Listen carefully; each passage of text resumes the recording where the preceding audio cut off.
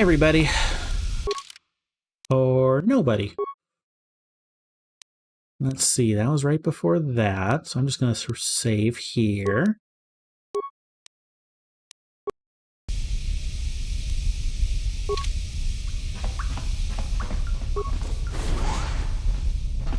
Hey, everybody.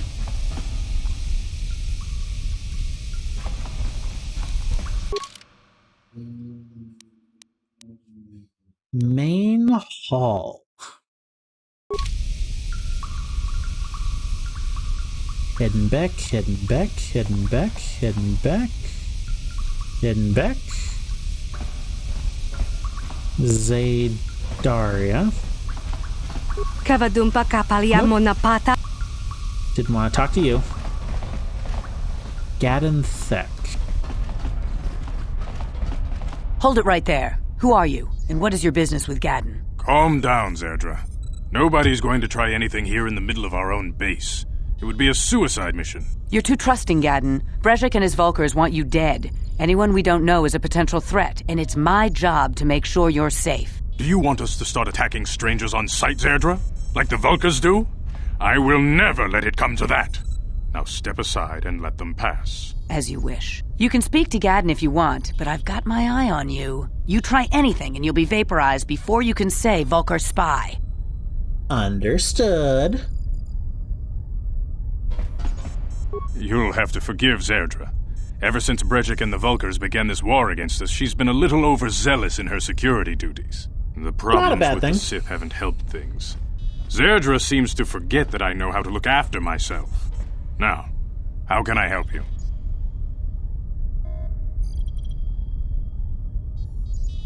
I need information on those Republic escape pods that crashed in the Undercity. The escape pods? You know, I heard the Sith have been asking around the Upper City about them as well. But you don't look like you're with the Sith. They might be spies, Gadden. They might be working for the Sith. Calm down, Zerdra. If the Sith thought we knew anything useful, they'd have a battalion of troops kicking down our door. No, I think this off-worlder has his own agenda. Don't worry, I'm not working for the Sith. I suppose I could tell you what I know. It's not like it could do any harm to me or my gang. But it might cause problems for the Vulkars, and that's okay in my book. The Vulkars stripped those pods clean within hours after they landed. It's too bad we didn't get there first, considering what my spies reported the Vulkars found. A female Republic officer named Bastila survived the crash. We Beks don't believe in intergalactic slavery, but the Vulkars aren't so picky. They took her prisoner. Oh. Okay, we know where she is now. Bastila's a slave? What will happen to her now? Normally, the Vulkars would take a captured slave and sell them for a nice profit to Davik, or an off-world slaver. But a Republic officer is no ordinary catch. I still think Bastila's just a Republic officer. That could work to our advantage. Maybe she'll even figure out a way to escape from the Vulkar base on her own. She's too valuable to leave with the Vulkar scum at the base. Brezhik's probably got your Republic friend hidden away somewhere safe until the big swoop race. You'll never find her. Okay. There has to be some way I can help her. I'm afraid your friend has become a pawn in Brezhik's game to take over the lower city. He's offered her up as the Vulkar's share of the prize in the annual Swoop Gang race. By putting up such a valuable prize, Brezhik hopes to win the loyalty of some of the smaller gangs. Their numbers will allow him to finally destroy me and my followers. So how do you propose we go about rescuing Bastila then? Well, we can't fight all the gangs. The only hope you have of rescuing Bastila is to somehow win the big season opener of the Swoop race. I'm sorry, do we get to participate in a swoop race? How do I enter the swoop race? I might be able to help you with this, if you'd be willing to help us. We both have something to gain here, and much to lose. Ooh, I like what I'm hearing.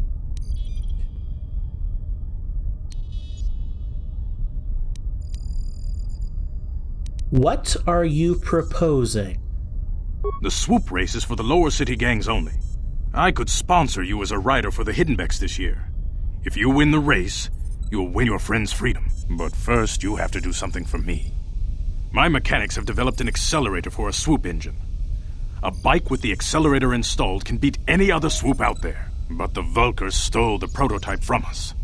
They plan to use it to guarantee a victory in this year's swoop race. I need you to break into their base and steal it back. Sounds about right. How am I supposed to get inside the Vulkar base? Oh boy.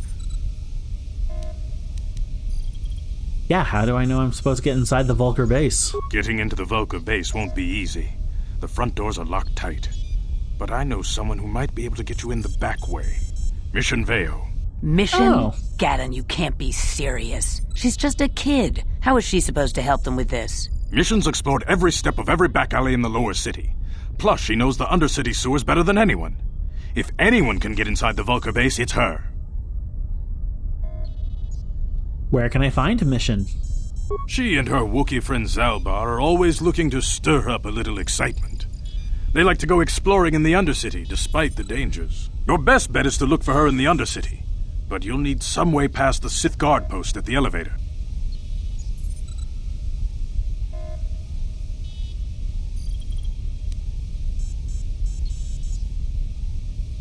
I've got some Sith uniforms to disguise myself. A simple disguise might have worked on the upper city guard, but the security down here is much tougher. You'll need the proper papers to get past him. Luckily, my gang ambushed one of the Sith patrols headed down to the Undercity. They never made it, and their security papers fell into my hands. Since we're working together now, I suppose I could give them to you in exchange for your uniforms. With the security papers, you won't need a disguise anyway. Ooh.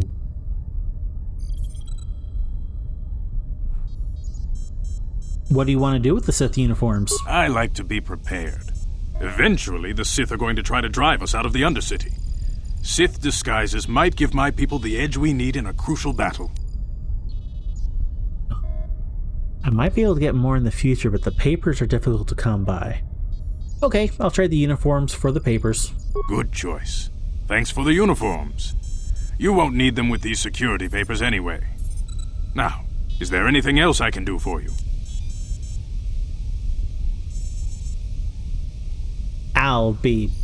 Actually, I want to ask you some questions. Your time would probably be better spent going after the prototype swoop engine the Vulkars stole from us. But I'll answer your questions if I can. What's up your freaky eyes, old man? We already know.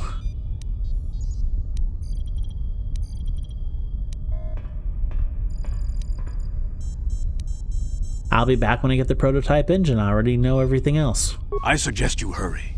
The swoop race is coming up, and we want you to have time to practice before the race.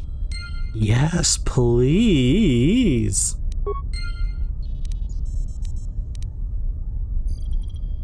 Oh, I want to practice swooping.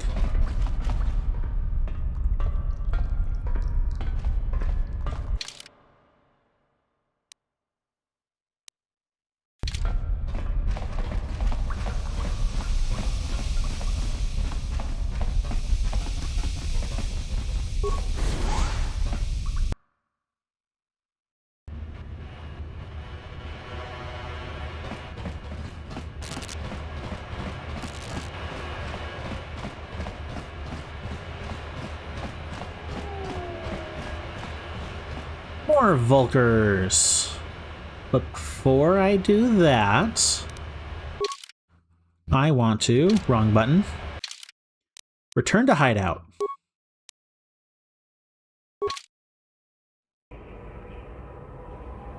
Dun dun dun.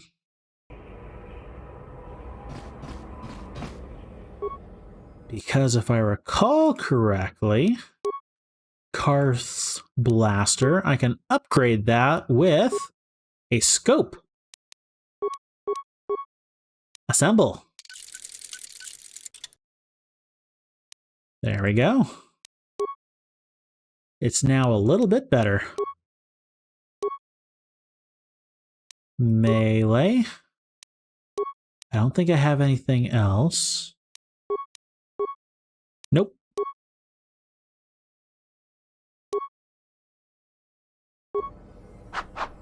Very nice. Okay, let's check our equipment. A neural band. Will save +2. Not usable by Wookiees. I mean, sure. It's something. Second energy shield, might as well.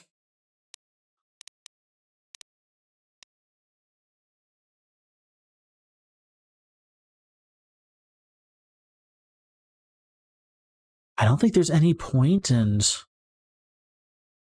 using a second sword. Because I'm currently at +5 with a 5 to 14 damage. I can't use a shock stick. If I use a long sword, it goes to a -1 to hit. Short sword, I'm just a +1 to hit. Vibro blade, I'm also a +1. And then I can't use a gun with that.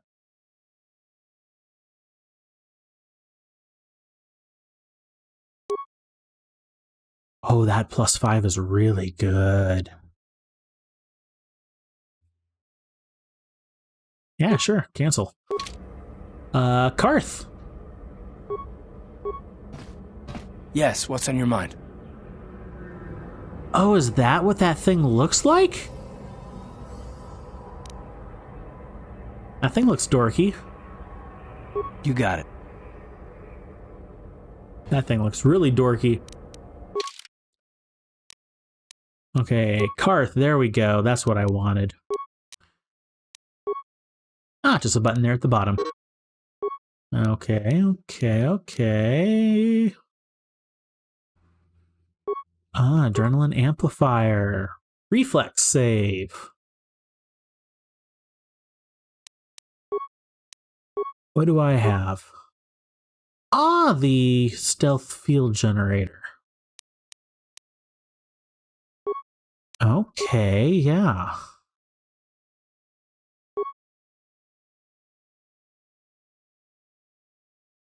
Oh, I have 2 of those. Even better.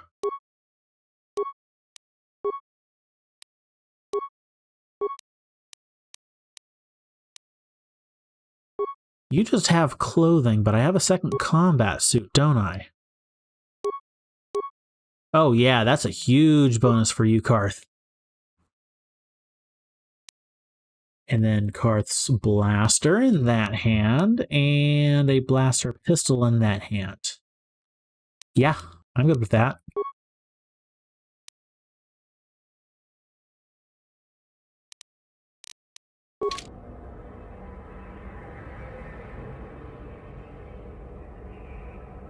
That is a weird item. Neural band.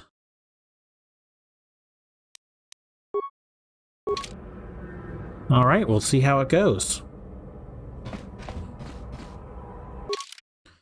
Karth, come with me.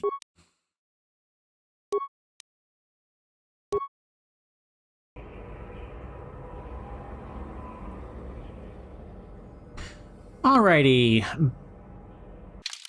Back to the slums.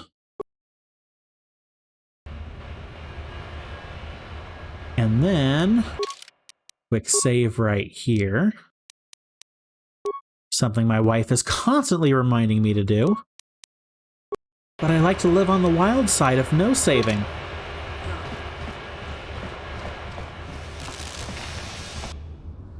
I know. More black Vulcars. Charge!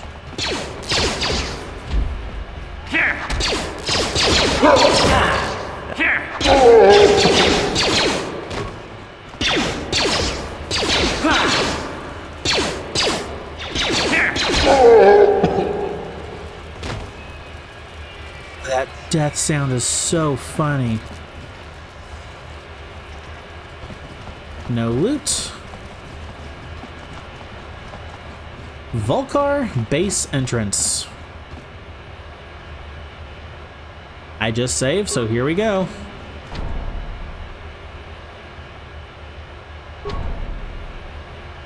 This door cannot be opened from the outside. You'll have to find another means into the base.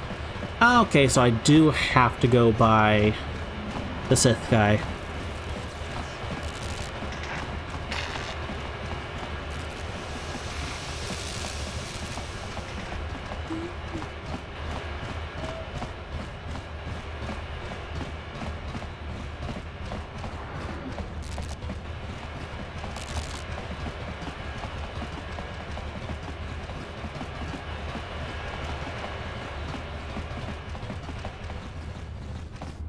There he is. It's so cool that you occasionally see like speeders and bikes and whatever going past these windows. Zoom right there. That's a fun little bit of ambiance. Yeah, I did. Yeah. Okay. Oh, something seems to be bothering Karth? Come on, dude.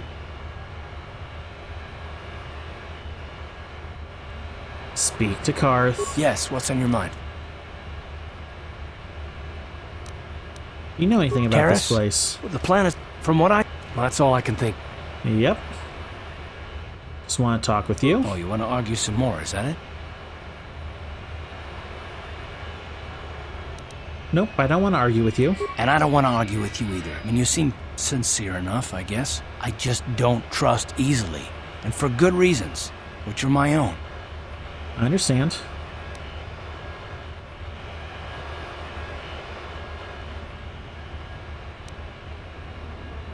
But we have to work together, Karth, so it has plenty to do with me. Oh, damn it. I suppose I won't get any rest until I talk, will I? You want to know why I don't trust anyone? Fine.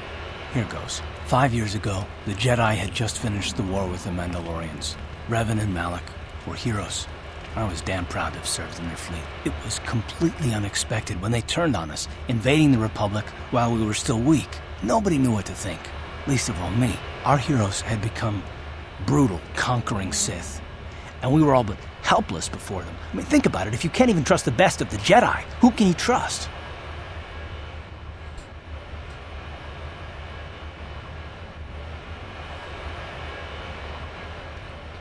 But what do I have to do with Malak and Revan?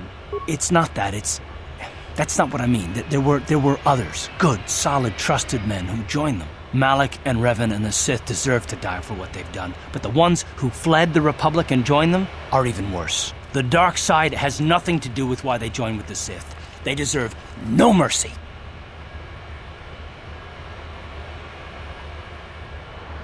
I haven't joined the Sith, Karth.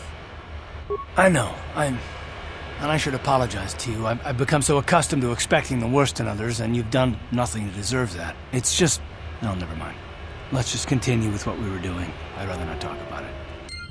Okay. He's slowly starting to open up, which is good. Okay.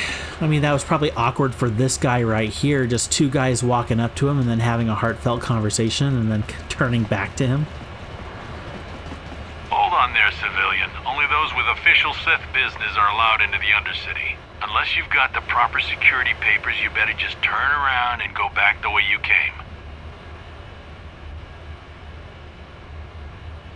I've got my security papers right here. Let me see. Yeah, these look to be in order. Okay, you can go down if you want. Can't say I envy you, though. The Undercity is crawling with mutants. Rat ghouls, they call them. If you see anything moving down there, shoot first and ask questions later. Noted.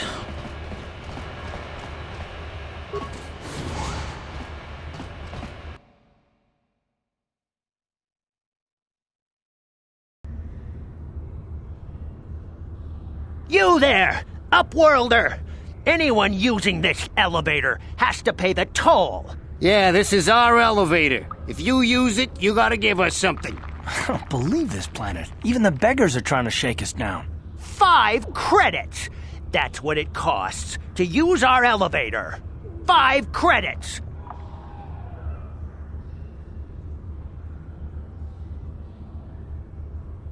Who are you? What are you doing here in the Undercity? We are the outcasts, banished and reviled by those who dwell above. Here in the filth and darkness, we claw out a wretched existence, scavenging and begging just to survive long enough to see another wretched day. This is our village. We live here in the Undercity. You have to pay us 5 credits for using our elevator. You poor wretches. Here's 20 credits to buy some food and clothing, huh? I mean, if I do that, they'll possibly be my friends.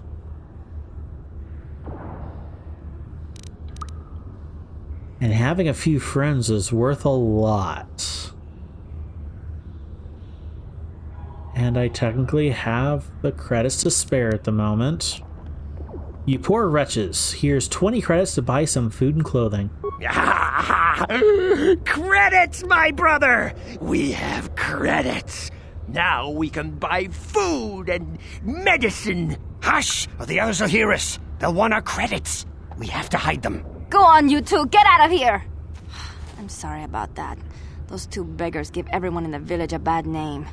We aren't all like that, you know. Most of us are good people. I'm sure you are, miss. It's just too bad your little welcoming committee is here to give people a bad first impression. My name's Karaeous Nakarta. Who are you? My name is Shalina. You're from the Upworld, aren't you? I've never seen it. I was born here in the Undercity. Is it as nice as they say up there? The surface is a beautiful place. I've never been to the surface, but sometimes I think I can see it in my dreams. The sun, the sky, the stars. It all sounds so wonderful. Gendar, the leader of our village, tells me I should spend more time trying to improve things down here and less time dreaming about something I can never have. Maybe he's right. You probably think I'm a fool, having dreams of a place I've never even seen. But when I was little, Rukil used to tell me stories of what it was like up there. Rukil? Who's that? Rukil's the oldest man in the village. The kids call him Rukil Wrinkleskin, but he's a kind man. He used to tell me the greatest stories when I was a little girl. I still like to listen to his tales about the Promised Land, even though I know they're just legends, but it helps to make the Undercity seem less dark somehow.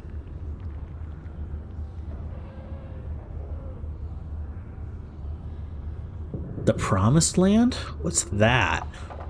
It's just a story to make little children smile. Rukil believes in it, though. Sometimes I can almost believe it myself, but then I look around and see the ugly truth.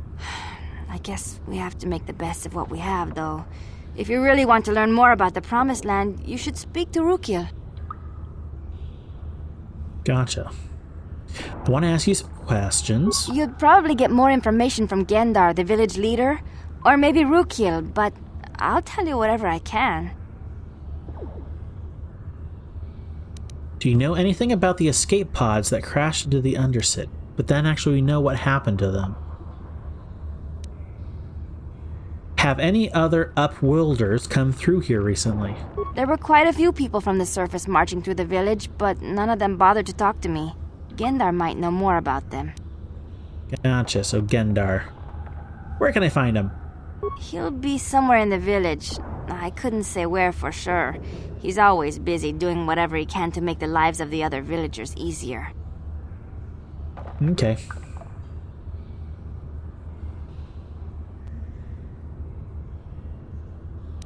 Anything about the escape pods that crashed into the Undercity? She might have some more information. I don't know anything about that, but maybe Gendar could help you. Sorry. Is there anything else you need? Okay, I'll go talk to him. Oh, okay. Well, if you ever need anything, or if you just feel like talking, come back and see me. I hardly ever get a chance to speak to someone from the Upworld. Thank you. Okay, we got 2 people defined. That is the definition of a hole in the wall right there. That is the literal definition of a hole in the wall. Outcast healer. Gate. Lower city. Rukiel's tent. Gendar's tent.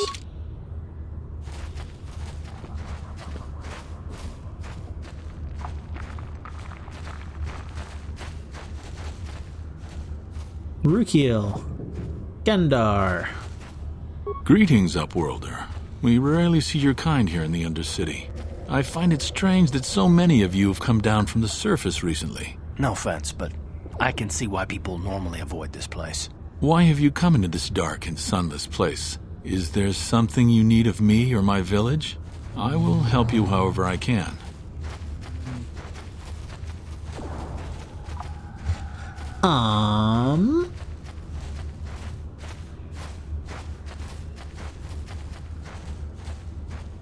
You said something about other Upworlders who came by here recently.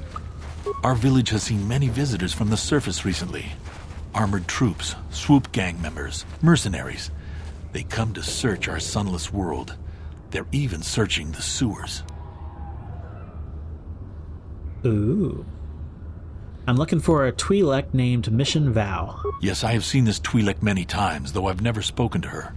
She and her Wookiee companion often pass through our village on their way to explore the sewers. How can I get to the sewers? There are two entrances into the sewers from the Undercity. One to the northeast of our village, the other to the southeast. But the sewers are dangerous, Upworlder. If you dare to travel those dark tunnels, you would be wise to go heavily armed, unless you wish to become a meal for the rock ghouls and the other foul creatures. Thank you. Some more questions. Ask your questions, Upworlder. I will answer to the best of my knowledge, though I know little beyond the borders of the Undercity.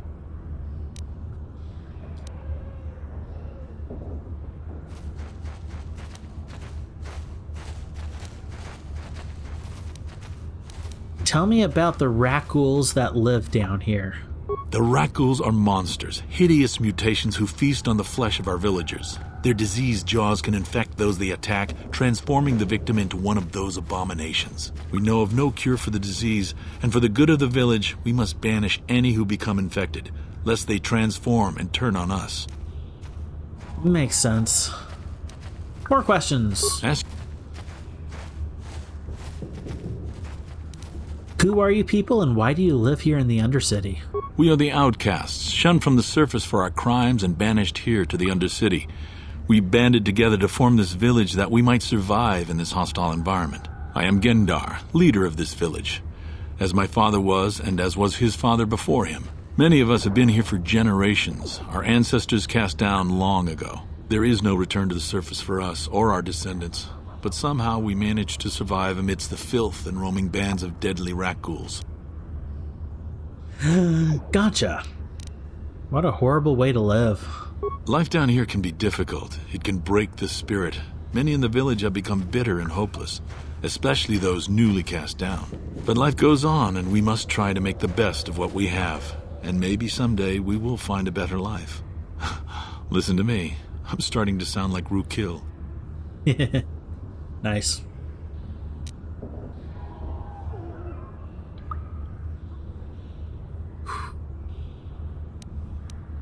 Okay, we want to talk to Rukiel next. Yeah, I'm good. I think I'll be going now. Thanks. As you wish, Upworlder. Should you have need of anything else, come speak to me. I represent the entire village, and I will do my best to help you however I can. Thank you, Gendar. Rukiel. Oh, these names. I'm horrible with names. You come from the world above. Is this the time of destiny, then? Is this a portent of the salvation of my people? Or merely another false sign to mislead us from the path? Are you the herald of prophecy, the beacon to guide us through the darkness? Or are you merely another harbinger of shattered dreams and unfulfilled promises? Be careful. This one might be crazy enough to be dangerous. Speak to me, Upworlder. Tell me what fate you unleash upon us. Salvation or damnation? Speak, Upworlder, I beg you. Is this the crazy guy who was talking on the corner? The one I didn't get a chance to talk to? Okay then. Could I ask you some questions? A question? You are uncertain, bewildered, perplexed. Understandable, I suppose. Even after 100 years of life, I myself still become confused at times. Perhaps I can make things more clear. Some things, at least. My name is Rukil, the oldest outcast here in the village. Rukil Wrinkleskin, the children call me sometimes. I'm Karaeous Nakarta. What do you want from me, Rukil? Once I was honored for my wisdom, and over time the villagers fell away from the true path. Eventually there was only a single apprentice who followed me, and now she is gone too. The true path? What does that mean? No, not yet. I must be wary. Careful. You may be a false savior. Dare I share my secrets with you? No, not until you prove yourself. Okay. But I am curious. Prove myself? How can I do that? My apprentice is lost. I sent her out into the Undercity to find... Well, I cannot tell you. Not yet. Sadly, my apprentice has not returned. Please, Upworlder, will you help an old man? Will you seek out my apprentice in the Undercity? Her name is Malia. I must know of her fate, whatever it may be. I must know what she found.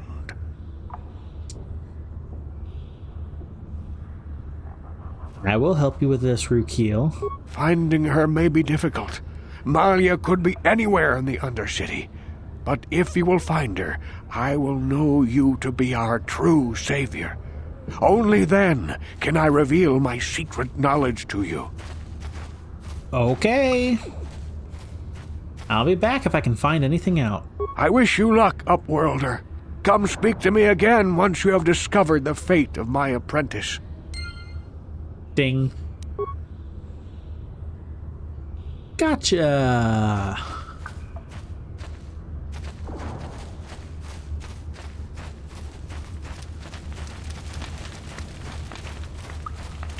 More outcasts. Ah, oops.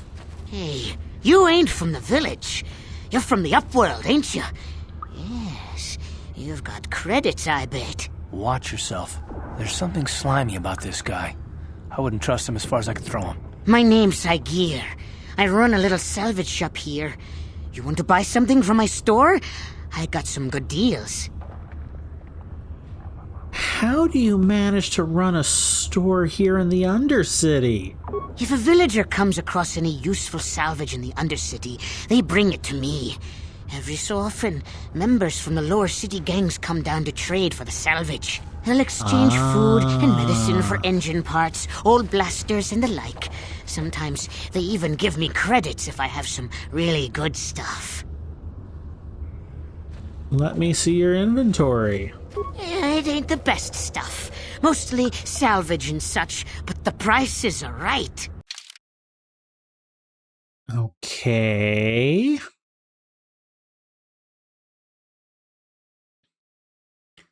Oh, dude. Huh. He has some cards. Those are interesting.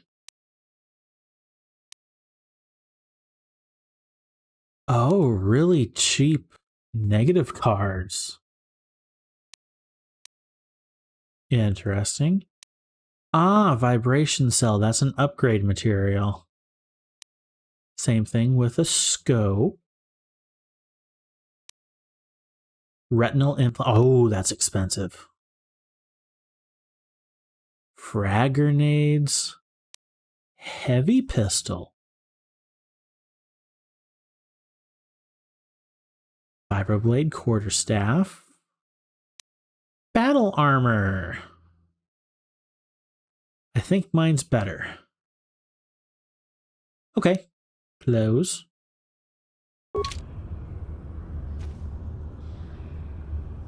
Okay, so he runs a bit of a shop over here.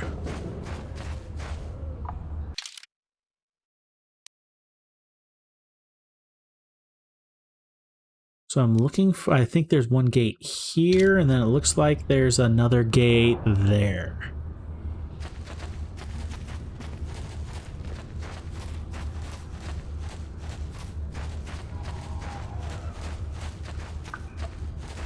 Alrighty, nope, not much over here.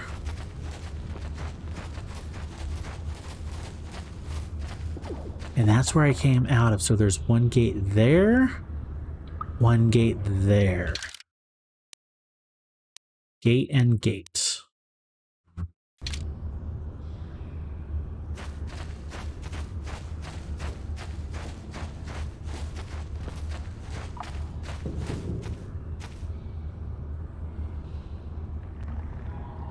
And this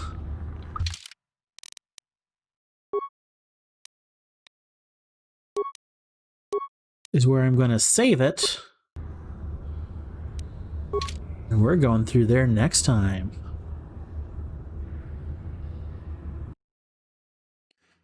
Hello, I'm back. So, my real talk segment for tonight is going to be actually not so much of a subject as much as a statement prompt. I wrote this a while back, and it was actually one of the very first real talk segments I did. And I'm feeling like talking about it again tonight. What it is I have hope in these hard times. You can also say I have hope in these dark times. And goodness knows that there are plenty of dark and hard times going on right now. It doesn't take long to see all the hard times going on with our economy practically in shambles at this point, and people having financial difficulties left and right, my wife and I being amongst those, and people with depression, people with anxiety, people with many hurts, people with many bad habits, a boat I used to be in, but God's grace got me out of it. There's many dark times going on right now as well. We still have a lot of governments around the world doing untold dark things. We have a conflict/war looking like it's brewing in the Middle East between Israel and its surrounding nations. We still have the conflict going on between Ukraine and Russia, and I'm very much not speaking to one side or the other or going into any of these things in depth, but what I am talking is I have hope in these hard times. In kind of an ironic I hate this sentence. In an ironic kind of way, my wife and I had what we have dubbed our year of hell back in 2019. It's currently 2023 at the point of this recording, October 2023, so 2019 was 4 years ago for us. And we called that our year of hell because it's when my chronic illnesses, which I've spoken about before, were at their absolute worst, and my wife and I were having a doctor visit more than once a week at that time, trying to figure out what was wrong with me, what was going on, how to fix it, and all that other fun stuff when it comes to the medical world. And we had a lot of financial difficulties because I couldn't work at the time. My wife had fairly recently started more or less full-time with her self-employed private tutoring job. And life was incredibly tough because unlike now, where even though I'm technically medically disabled, I can easily more or less take care of myself. Back in the year of hell, I had maybe 1 to 2 lucid hours a day where I wasn't just in a daze, brain fog, little more than a not undead zombie. It was bad. Effectively, a year and a half, almost 2 years of my life are a fuzz, a blur, and everything else prior to that is fuzzy at best. It was not good. So we had quite literally the worst year and a half of our life. And then the pandemic of 2020 hit. What was crazy is, despite all the crazy, horrible stuff of the pandemic year, it paled in comparison to the year of hell my wife and I had. And in a weird twist of fate, we were a source of inspiration, hope, and stability for the friends around us, because where everybody else was freaking out, my wife and I were going, this isn't that bad. So not only was that giving us hope and freaking out people around us and giving them hope as well, furthering my walk with God and getting better spiritually, another whole subject I've talked about, has given me hope as well, has furthered that hope, and I'm not just worrying as much about worldly things. So a combination of, so kind of going through even worse times personally, and then also being better emotionally, mentally, but more importantly, spiritually, has helped a lot. So yes, I acknowledge all the dark times and hard times going on around me. I'm living in it myself, and I'm not ignoring or denying the fact they exist at all. I just have been able to maintain hope despite the hard times. And part of the reason this was one of the first ever real talks I did was God laid it on my heart to be a source of hope and motivation and encouragement for people out in the world. I have this ministry, which I'm doing through my stream. I play a game and then have this real talk segment here at the end. And I really, really feel like this could be something great one day. It might take a long time to get there, but I'm doing my best to persevere through it all. So I have hope in these hard times. Yes, the world is figuratively and literally on fire. People are doing atrocities left and right all over the place. There's so much darkness. There's so much hurt. There's so much brokenness. It can be it not just not can be, it is overwhelming at times. It's almost it is quite depressive at times, just scrolling through social media or the news or whatever. And it's just like bad story after bad story after bad story after bad story ad nauseum. That's enough to make anyone depressed and down and fearful. And I'm not trying to have a political talk or political commentary at all. I have hope during these hard times, and I'm wanting to give that hope to other people who may have lost it or be having a hard time. I've gone through the ringer of life, and I emerged from the other side better than I was before. Was it a long, hard, painful process? Oh, yes. But I'm better for it. And with the hope that I have, want to give some to you. So if you are depressed and down or fearful at world events or stuck in that quote-unquote crazy cycle, there's still hope out there. There's still good people out there. There's still good things out there. Sometimes we can't find it, but we have to make it. We can't find good, so we make good. So if there's something that you desire to see in the world, whether it's small scale of you yourself personally or your family or your neighborhood or possibly something greater like your town or maybe even your state or country. Maybe it's supposed to start with you. Maybe you're supposed to be the lighter of the torch of that change, the one who brings the hope to others, the one who brings the happiness to others, the one who brings goodness back, the one who helps heal others. Only you can figure that out with God's help. So hopefully this is a bit of an inspiration to get the hope and the motivation to go down that journey, whatever it may be. And that's all I got for today. Thanks for listening. Hopefully this real talk impacted you in a good way, and I'll see everybody again next stream. See you later.